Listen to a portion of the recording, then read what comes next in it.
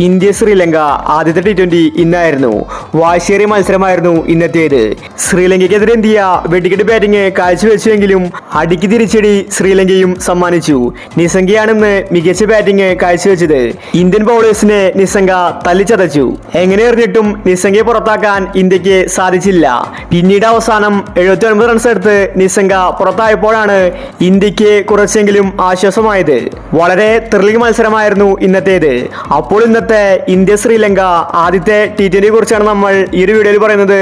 ഇത്തരം ക്രിക്കറ്റ് ന്യൂസിന് വേണ്ടി ഈ ചാനൽ മറക്കാതെ സബ്സ്ക്രൈബ് ചെയ്യൂ. ഇന്ന് ഫസ്റ്റ് ബാറ്റ് ചെയ്തത് ഇന്ത്യ ആയിരുന്നു. ശുഭ്മാൻ ഗില്ലും ജയ്സ്വാളുമാണ് ഇന്ത്യക്ക് വേണ്ടി ഇന്നിംഗ്സ് ഓപ്പൺ ചെയ്തത്. ജയ്സ്വാൾ തുടക്കത്തിൽ തന്നെ അടിച്ചു കളിച്ചു. 40 റൺസ് എടുത്താണ് ജയ്സ്വാൾ ഔട്ടായി മടങ്ങിയത്. ജയ്സ്വാളിന് പിന്നാലെ ശുഭ്മാൻ ഗില്ലും ഔട്ടായി. പിന്നീട് വന്നത് സൂര്യയായിരുന്നു. സൂര്യ വന്നതും അടിച്ചു പറത്തി. 58 റൺസാണ് സൂര്യ അടിച്ചു കൂട്ടിയത്. ഇന്ത്യയുടെ നട്ടലായത് സൂര്യ തന്നെയായിരുന്നു. പിന്നീട് ഋഷഭ് പന്ത് മെല്ലെയാണ് കളിച്ചിട്ടുണ്ടായിരുന്നത്. T20യിൽ ഏകദിനം പോലെയാണ് ഋഷഭ് പന്ത് ഇന്ന് കളിച്ചത്. 20 ബോളിൽ 20 റൺസ് എടുത്തു. എന്നാൽ അവസാനമാണ് ഋഷഭ് പന്ത് അടിച്ചു കളിച്ചത്.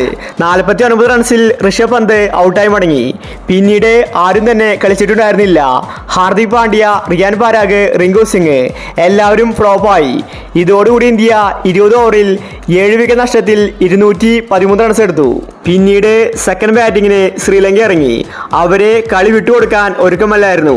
ഇന്ത്യയേക്കാൾ വളരെ വേഗത്തിലാണ് അവര് റൺസ് സ്കോർ ചെയ്തത്. ഓപ്പണിംഗിൽ ഇറങ്ങിയ നിസംഗയും മെൻഡീസും കൂടി അടിച്ചു തകർത്തു. ഇന്ത്യൻ ബൗളേഴ്സിന് ശരിക്ക് കിട്ടി.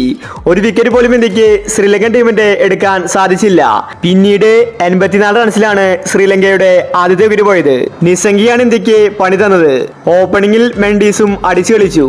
15 ഓവർ ആകുമ്പോഴേക്കും ശ്രീലങ്കൻ ടീമും 150 റൺസിൽ എത്തിയിരുന്നു. അവസാനം വരെ നീണ്ടുനിന്ന ആവേശ മത്സരമായിരുന്നു ഇന്നത്തേത്. ഇന്നത്തെ കളിയെ പറ്റി വിലയിരുത്തിയാൽ രണ്ട് ടീമും നന്നായി കളിച്ചിട്ടുണ്ട്. ശ്രീലങ്കൻ ടീം ഇന്ത്യക്ക് പോകുന്ന എതിരാളി തന്നെയാണ്. അപ്പോൾ ഇന്നത്തെ കളിയെ പറ്റി നിങ്ങളുടെ അഭിപ്രായങ്ങൾ താഴെ കമന്റ് ചെയ്യുക.